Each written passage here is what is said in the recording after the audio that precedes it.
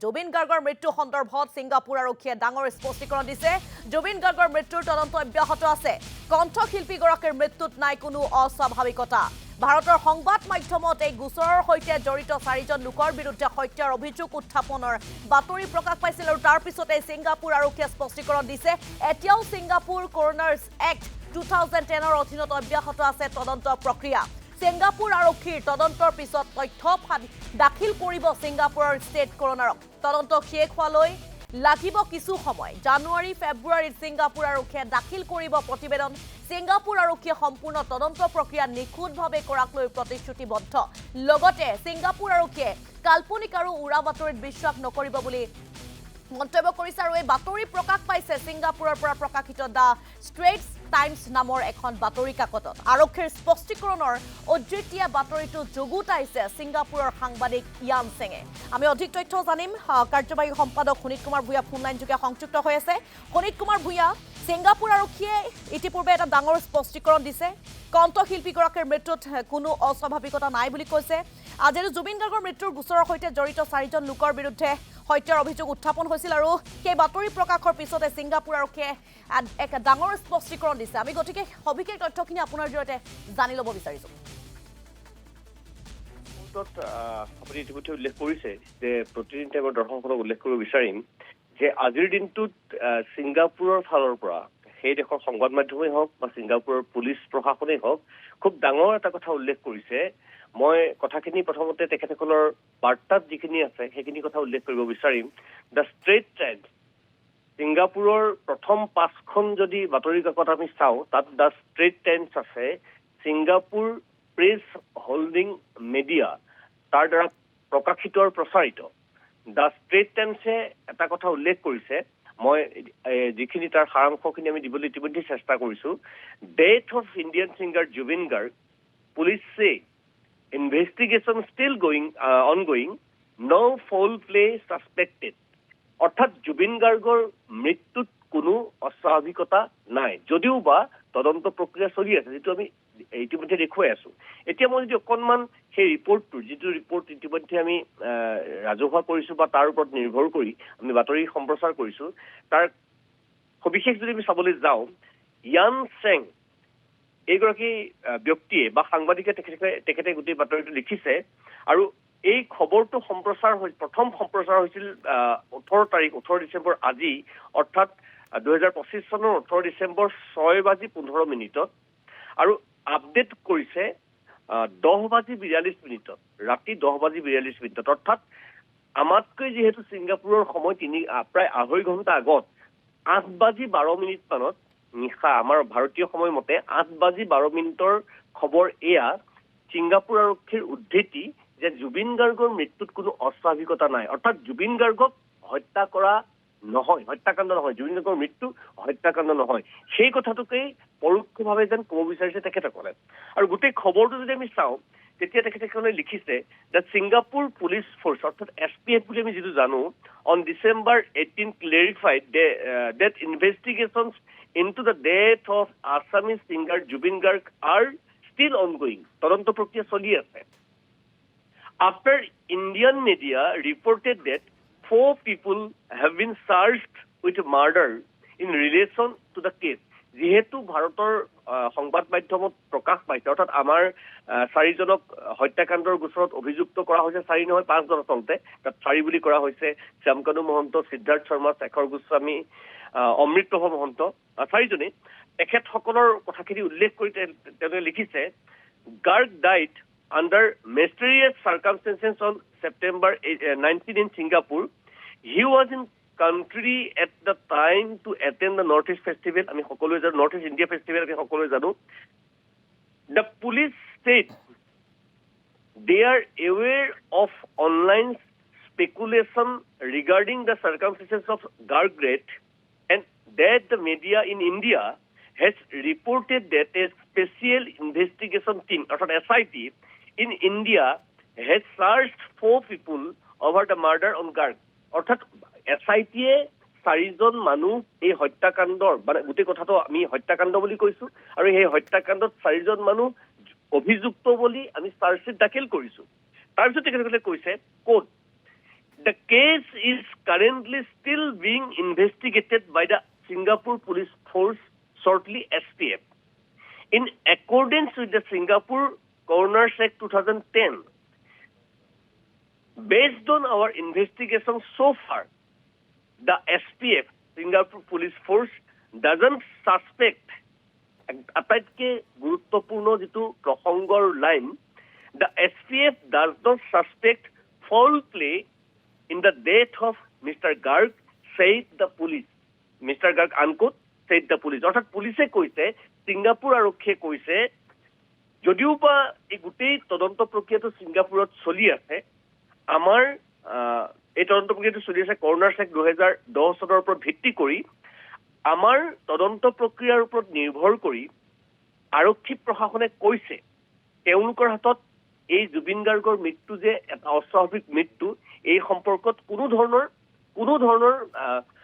সাসপেকশন অৰ্থাৎ সন্দেহ নাই। অৰ্থাৎ এইটো এটা সাধাৰণ বা স্বাভাৱিক মৃত্যু বুলি তেখেতসকলে এই পৰ্যন্ত ক'ব খুজিছে, যদিও বা তদন্ত প্ৰক্ৰিয়া চলি আছে। তাৰপিছত ৰিপৰ্টত প্ৰকাশ পাইছে, upon completion on police investigation, the findings will be submitted to the state coroner in Singapore, who will hold the coroner's inquiry, which is scheduled for January and February 2026. অৰ্থাৎ জানুৱাৰী ফেব্ৰুৱাৰী মাহত তদন্ত প্ৰক্ৰিয়াৰ গোটেই প্ৰতিবেদন প্ৰকাশ পাব বা কোৰ্টত সাবমিট কৰিব। The inquiry is a fact-finding process led by the coroner to establish the cause and circumstances to death of death. Its finding will be made public conclusion at the police. Quote কৰিছে আকৌ, the Singapore Police Force is committed to conducting a thorough and professional investigation into the case. We seek the patient and understanding the parties involved, said the police. Meanwhile, we urged the public not to speculate and spread unverified information. তেওঁলোকে অনুৰোধ জনাইছে যে এই গোটেই তদন্ত প্ৰক্ৰিয়াটো সমাপ্ত হোৱাৰ আগলৈকে কোনো ধৰণৰ মনে সজা, ভিত্তিহীন আৰু কোনো ধৰণৰ তথ্যসন্মত নোহোৱা খবৰ যাতে আমি বাতৰি প্ৰকাশ নকৰোঁ বা কোনো ধৰণৰ ৰাজহুৱা নকৰোঁ। মই এই কথাটোহে ক'ব বিচাৰিছোঁ, ঋতুমণি, যিহেতু আমি ইতিমধ্যে চাৰ্জশ্বিট দাখিল কৰিছোঁ, 4জনক আমি দোষী অভিযুক্তক বিৰুদ্ধে আমি দোষ আনিছোঁ যে তেওঁলোকে হত্যা কৰিছে। এই গোটেই কথাখিনি কিন্তু আজি যিহেতু 8:12 ভাৰতীয় সময়মতে সন্ধিয়া 8:12 এই খবৰটো ৰাজহুৱা হৈছে দ্য ষ্ট্ৰেট টাইমছত ছিংগাপুৰ আৰক্ষীৰ উদ্ধৃতিৰে তেখেতসকলে ক'ব বিচাৰিছে যে যদিও বা তদন্ত প্ৰক্ৰিয়া চলি আছে, জুবিন গাৰ্গৰ মৃত্যু কিন্তু কোনো অস্বাভাৱিক নহয়। জুবিন গাৰ্গৰ মৃত্যু স্বাভাৱিক। আমি হত্যাকাণ্ড বুলি কৈছোঁ, সেয়া তেওঁলোকে পৰোক্ষভাৱে অস্বীকাৰ কৰিছে। আৰু তেখেতসকলে কৈছে যে তদন্ত প্ৰক্ৰিয়া চলি আছে কৰ্ণাৰ কোৰ্টত, অহা 2026 এটা নিৰ্দিষ্ট সময়, এমাহ দুমাহৰ পিছত তেখেতসকলে ফাইনেল ৰিপৰ্ট তাত ছাবমিট কৰিব। কিন্তু তাৰ আগলৈকে কোনো ধৰণৰ মনে সজা, ভিত্তিহীন তথ্য নথকা বাতৰি যাতে কোনেও ৰাজহুৱা নকৰে বা সেই বাতৰিত যাতে কোনো পতিয়ন নাযায়। এতিয়া প্ৰসংগটো হ'ল, এই খবৰটো ৰাজহুৱা হোৱাৰ পিছতে বিভিন্ন ধৰণৰ প্ৰতিক্ৰিয়াৰ সৃষ্টি হৈছে। আমাৰ মুখ্যমন্ত্ৰীয়ে গোটেই ঘটনাটো হোৱাৰ পিছতে কৰিছে যে হত্যাকাণ্ড সংঘটিত হৈছে। তেখেতৰ মতে ছিংগাপুৰ আৰক্ষীয়ে আজি স্পষ্টীকৰণ দিছে এনেকুৱা, তেখেতসকলৰ মতে এয়া হত্যাকাণ্ড নহয়, স্বাভাৱিক মৃত্যু। আচলতে ঘটিছিল কি? আমি সকলোৱে কোটি কোটি অসমীয়া মানুহে বিচাৰিছোঁ কি ঘটিছিল, 19 ছেপ্টেম্বৰত ছিংগাপুৰত কি ঘটিছিল, সেই খবৰখিনি আমি পাম নে নাপাম। ইতিমধ্যে যিখন চাৰ্জশ্বিট দাখিল হৈছে, সেই চাৰ্জশ্বিটক লৈ যথেষ্ট প্ৰশ্নবোধক চিনৰ অৱতাৰণা হৈছে। যদিও বা চাৰ্জশ্বিটৰ চাৰ্টিফাইড কপি আমি কোনো পোৱা নাই, যদিও বা চাৰ্জশ্বিটৰ বিকৃত ব্যাখ্যা দিয়া বুলি অখিল গগৈৰ বিৰুদ্ধে এজাহাৰ দাখিল কৰা হৈছে, যদিও বা সেয়া অখিল গগৈয়ে ৰাজহুৱা কৰা চাৰ্জশ্বিটখন সত্য নহয় বুলি কোনেও নদী কোৱা নাই, যাৰ অপব্যাখ্যা কৰা হৈছে বুলিয়ে SIT ফালৰ পৰা এজাহাৰ দাখিল কৰিছে। কিন্তু আমাৰ সকলোৰে প্ৰশ্ন এইটোৱেই যে 19 ছেপ্টেম্বৰ দিনা আচলতে কি হৈছিল। মই এইখিনিতে এটা কথা উল্লেখ কৰিব বিচাৰিম, যিটো কথা মাননীয় মুখ্যমন্ত্ৰী মহোদয়ে আজিৰ পৰা মাহ চেৰেক বা দিন চেৰেক পূৰ্বে কৈছিল যে কিছুমান কথা বা কিছুমান প্ৰসংগ দেশভেদে চলে। অৰ্থাৎ ছিংগাপুৰত যিটো প্ৰসংগ বা যিটো তথ্য হত্যাৰ প্ৰমাণ তেখেতখনৰ কাৰণে সেইটো হত্যাকাণ্ড সংঘটিত নহয় বা হত্যাকাণ্ড নহয়, সেইটো ভাৰতীয় সংবিধানৰ মতে হত্যাকাণ্ড হ'বও পাৰে, সেইটো মূল কথা। কিন্তু সেই কথাখিনি আমি চাব লাগিব যে ABC এনেকুৱা ঘটনা এটা ঘটিছে, যিটো ঘটনা ছিংগাপুৰৰ সংবিধান মতে হত্যাকাণ্ড নহয়, কিন্তু ভাৰতীয় সংবিধান মতে হত্যাকাণ্ড হ'বও পাৰে, যিটো কথা মাননীয় মুখ্যমন্ত্ৰীয়ে প্ৰকাৰান্তৰে উল্লেখ কৰিছিল। তেনেকুৱা কিবা সংঘটিত হৈছে নেকি? অৰ্থাৎ এই ঘটনাটো ছিংগাপুৰৰ সংবিধান মতে হত্যাকাণ্ড নহয় বা আমাৰ সংবিধান মতে হত্যাকাণ্ড হয়, তাৰ মাজত যিহেতু ইয়ৎখনত 16জন মানুহ আছিল, তাৰ 4-5জন ইয়াত ইতিমধ্যে ভাৰতীয় সংবিধানে বা ভাৰতীয় আইন ব্যৱস্থাই অভিযুক্ত হিচাপে নিৰ্ধাৰণ কৰিছে, চাৰ্জশ্বিট দাখিল কৰিছে, বাকীখিনি ছিংগাপুৰত স্থিত, তেওঁলোকৰ বিৰুদ্ধে কোনো ধৰণৰ চাৰ্জশ্বিট দাখিল হোৱা নাই।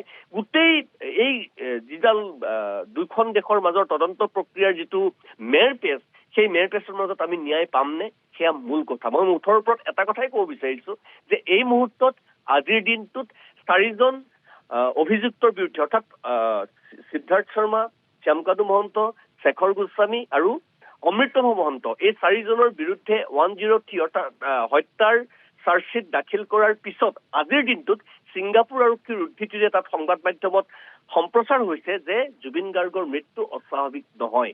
এই যিটো দুখন দেশৰ আইনী ব্যৱস্থাৰ বা তদন্ত প্ৰক্ৰিয়াৰ মাজৰ যিটো বৈসাদৃশ্য, তাত আমি তদন্ত ন্যায় পাম নে নাপাম, সেইটো এতিয়া আমাৰ অসমৰ মানুহৰ কাৰণে, জুবিন গাৰ্গৰ অনুৰাগীৰ কাৰণে এটা ডাঙৰ প্ৰশ্ন হিচাপে থিয় দিছে। সেইটো বুলি সুনীল কুমাৰ ভূঞা, এফালে ছিংগাপুৰ আৰক্ষীয়ে কৈছে যে কণ্ঠশিল্পীগৰাকীৰ মৃত্যুত কোনো অস্বাভাৱিকতা নাই, এফালে অসমত হত্যাকাৰী সজাই দোষী সাব্যস্ত কৰিছে, মুখ্যমন্ত্ৰীগৰাকীয়েও ইতিমধ্যে সেয়া হত্যাকাণ্ড বুলি উল্লেখ কৰিছে, ৰাজ্যত চাৰ্জশ্বিট দাখিল কৰিলে। তাৰ পাছতো এতিয়া ছিংগাপুৰ আৰক্ষীৰ এনে মন্তব্যৰ পাছতে ক'ব লাগিব এক জোকাৰণিৰ সৃষ্টি হৈছে।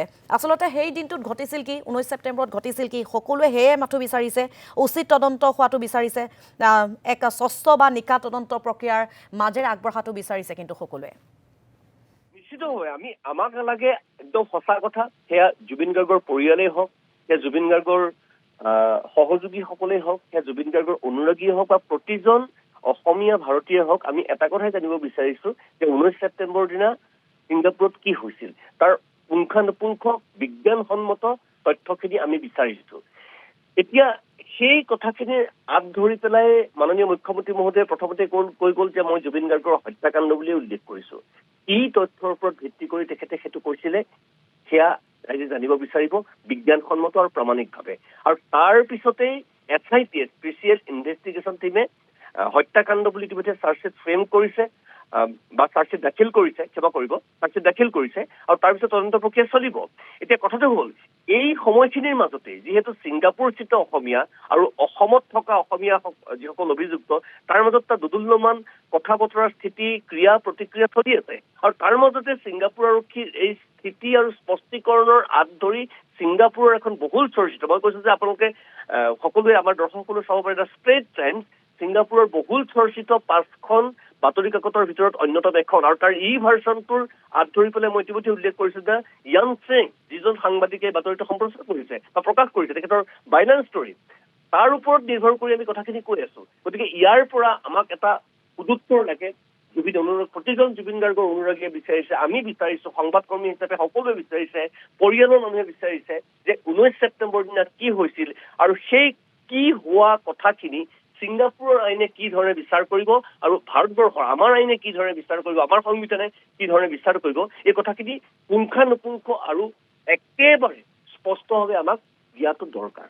সেইটো বুলি ভূঞা, ছিংগাপুৰ আৰক্ষীয়ে ডাঙৰ স্পষ্টীকৰণ দিছে বা ছিংগাপুৰ আৰক্ষীৰ তৰফৰ পৰা যিসমূহ তথ্য আহিছে, সেই তথ্যসমূহে এতিয়া অসমত যি তদন্ত প্ৰক্ৰিয়া চলি আছে, সেই প্ৰক্ৰিয়াত কিবা প্ৰভাৱ পেলোৱাৰ সম্ভাৱনা আছে নেকি? আটাইতকৈ ডাঙৰ প্ৰশ্ন সেইটোৱে, অত্যন্ত বেছি গুৰুত্বপূৰ্ণ প্ৰশ্ন আৰু সমান্তৰালভাৱে ক'ব বিচাৰি অত্যন্ত বেছি স্পৰ্শকাতৰ প্ৰশ্ন। এফালে এইখিনি কথা চলি আছে, 22 তাৰিখে আমি জানো শুনানিৰ পৰৱৰ্তী দিন ধাৰ্য কৰা হৈছে, আৰু তাৰ মাজতেই প্ৰথম শুনানি আৰু দ্বিতীয় শুনানিৰ মাজত ছিংগাপুৰ আৰক্ষীৰ ভাষ্যৰে ছিংগাপুৰৰ সংবাদ মাধ্যমে এই ধৰণৰ বাতৰি প্ৰচাৰ কৰিছে। মই যিহেতু আইনজ্ঞ নহয়, মই সংবাদ মাধ্যমৰ এগৰাকী সাধাৰণ কৰ্মী, এখন দেশৰ আইনী ব্যৱস্থাই বা তদন্ত প্ৰক্ৰিয়াই দ্বিতীয় এখন দেশৰ আইনী ব্যৱস্থা বা তদন্ত প্ৰক্ৰিয়াত কিমান প্ৰভাৱ পেলাব পাৰে, সেয়া মই স্পষ্টভাৱে এই মুহূৰ্তত বা খোলাকে মই এই মুহূৰ্তত ক'ব নোৱাৰিম। আমি আইনজ্ঞসকলৰ কাষ চাপিব লাগিব, যিহেতু তাত এটা কথা উল্লেখ কৰিছে যে, মই অকণমান যদি মই তথ্য সহকাৰে বা স্পষ্টভাৱে ক'ব বিচাৰিম যে the case is currently still being investigated by the Singapore Police Force in accordance with the Singapore Coroner's Act 2010. যেহেতু ছিংগাপুৰ আমাৰ এখন বন্ধু ৰাষ্ট্ৰ, ছিংগাপুৰৰ কৰণাৰ্ছ এক্টত যিহেতু এই গোটেই তথ্যখিনি তাত দাখিল কৰা হ'ব। আমাৰ বন্ধু ৰাষ্ট্ৰ যেতিয়া বন্ধুত্বপূৰ্ণ দৃষ্টিভংগীৰে আমি গোটেই বস্তুখিনি চাব লাগিব বা আইনজ্ঞসকলে তাৰ তদন্ত প্ৰক্ৰিয়া ইয়াৰ তদন্ত প্ৰক্ৰিয়া একেবাৰে বৈসাদৃশ্য হ'লেও নহ'ব। যদিও প্ৰাথমিক দৃষ্টিত আমি কৈছো সেয়া আমাৰ কাৰ্যপালিকাই কৈছে সেয়া হত্যাকাণ্ড, তাৰ কাৰ্যপালিকাই কৈছে অৰ্থাৎ আৰক্ষী প্ৰশাসনে কৈছে সেয়া হত্যাকাণ্ড নহয় বা অস্বাভাৱিক নহয়। মই হত্যাকাণ্ড শব্দটো অস্বাভাৱিকতাৰ সমাৰ্থকভাৱে ব্যৱহাৰ কৰিছো বা স্বাভাৱিকতাৰ সমাৰ্থকভাৱে ব্যৱহাৰ কৰিছো। গতিকে এই ক্ষেত্ৰত ন্যায়পালিকাৰ ভূমিকা কি হ'ব আৰু তাত কি ধৰণৰ টকা থাকিব যে এখন দেশে বা এখন দেশৰ বন্ধু ৰাষ্ট্ৰৰ এখনে যদি সেয়া স্বাভাৱিক মৃত্যু বুলি কয় আৰু এখনে যদি অস্বাভাৱিক মৃত্যু বুলি কয়, তাৰ মাজত তদন্ত প্ৰক্ৰিয়াটো কিদৰে যাব সেয়া আইনজ্ঞসকলে ক'ব পাৰিব। কিন্তু এটা কথা ঠিক যে এই গোটেই পৰিৱেশটোৰ মাজত আইন মূল কথাটো যিটো 19 ছেপ্টেম্বৰৰ দিনা কি হৈছিল, তাৰ কি লক্ষ্য আছিল, উদ্দেশ্য আছিল, তাৰ কি মটিভ আছিল, সেই কথাখিনি কিমান খোলা হ'ব সেয়া কিন্তু সময়ে ক'ব। বিতুমণি, আপোনাক ধন্যবাদ জ্ঞাপন কৰিছোঁ আমাক সবিশেষ জনোৱাৰ বাবে। আমি ইতিমধ্যে দৰ্শকসকলক জনাইছোঁ যে জুবিন গাৰ্গৰ মৃত্যু সন্দৰ্ভত ইতিপূৰ্বে ছিংগাপুৰ আৰক্ষীয়ে ডাঙৰ স্পষ্টীকৰণ দিছে। জুবিন গাৰ্গৰ মৃত্যুৰ তদন্ত অব্যাহত আছে আৰু কণ্ঠশিল্পীগৰাকীৰ মৃত্যুত কোনো অস্বাভাৱিকতা নাই বুলিও ছিংগাপুৰ আৰক্ষীৰ তৰফৰ পৰা কোৱা হৈছে। ভাৰতৰ সংবাদ মাধ্যমত এই গোচৰৰ সৈতে জড়িত 4জন লোকৰ বিৰুদ্ধে হত্যাৰ অভিযোগ উত্থাপন কৰাৰ বাতৰি প্ৰকাশৰ পাছতেই ছিংগাপুৰ আৰক্ষীয়ে স্পষ্টীকৰণ দিছে। ছিংগাপুৰ আৰক্ষীয়ে লগতে কৈছে যে কাল্পনিক আৰু উৰা বাতৰিত বিশ্বাস নকৰিব। এই বাতৰি প্ৰকাশ পাইছে ছিংগাপুৰৰ পৰা প্ৰকাশিত দ্য ষ্ট্ৰেইটছ টাইমছ নামৰ এখন বাতৰি কাকতত আৰু আৰক্ষীৰ স্পষ্টীকৰণৰ উদ্ধৃতিয়ে বাতৰিটো যুগুতাইছে ছিংগাপুৰৰ সাংবাদিক ইয়ান সিঙে। এতিয়া প্ৰশ্ন উত্থাপন হৈছে যে অসম আৰক্ষীৰ তদন্ত আৰু ছিংগাপুৰ আৰক্ষীৰ তদন্ত ব্যাপক তফাত, অৰ্থাৎ অভিযুক্তৰ বিৰুদ্ধে অসম আৰক্ষীয়ে হত্যাৰ গোচৰ ৰুজু কৰিছে আৰু ইয়াৰ বিপৰীতে ছিংগাপুৰ আৰক্ষীৰ প্ৰাথমিক তদন্তত জুবিনক হত্যাৰ কোনো প্ৰাসংগিকতা নাই, যদিও তদন্ত চলি আছে। গতিকে ডাঙৰ প্ৰশ্ন এইটোৱে হৈছে যে অসমত তদন্ত প্ৰক্ৰিয়াত তাৰ কিবা প্ৰভাৱ পৰিব নেকি? ছিংগাপুৰ আৰক্ষীয়ে যিসমূহ তথ্য আগবঢ়াইছে বা যিসমূহ স্পষ্টীকৰণ দিছে সেই তথ্যসমূহে অসমৰ তদন্ত প্ৰক্ৰিয়াত কিবা ডাঙৰ প্ৰভাৱ পেলাব নেকি, সেয়াও কিন্তু বৰ্তমান সময়ত ডাঙৰ প্ৰশ্ন হিচাপে দেখা দিছে।